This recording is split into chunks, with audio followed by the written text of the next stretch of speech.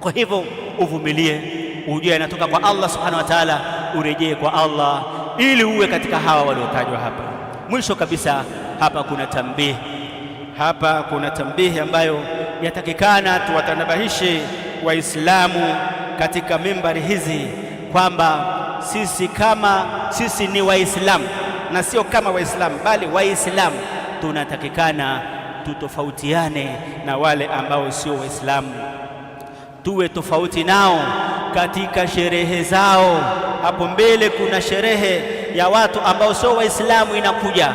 Kuna baadhi ya ndugu zetu Waislamu huwa nao wanajiandaa na kujitayarisha kwa ajili ya sherehe hiyo. Watakwambia kuna sikukuu mbele. Hapana, hiyo sikukuu sio ya Waislamu, ni sikukuu ya watu wasiokuwa Waislamu, na haruhusiwi Muislamu kushiriki katika sikukuu hiyo kwa namna yoyote ile, kwa sababu tunaambiwa kwamba lakum dinukum, nyinyi mna dini yenu, wala lakum dinukum waliya din, nyinyi wao wana dini yao na sisi tuna dini yetu. Kwa hivyo tambihi hii Waislamu wawe nayo makini na wajue ya kwamba Uislamu ni dini yenye kujitosheleza, na tuna sherehe zetu ambazo tumewekewa na Mola wetu subhanahu wa ta'ala.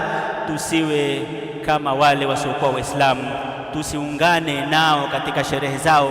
Kufanya hivyo ni dhambi, tumekatazwa na Mola wetu. Subhanakallahumma bihamdik ashhadu an la ilaha illa ant astaghfiruka wa atubu ilaik.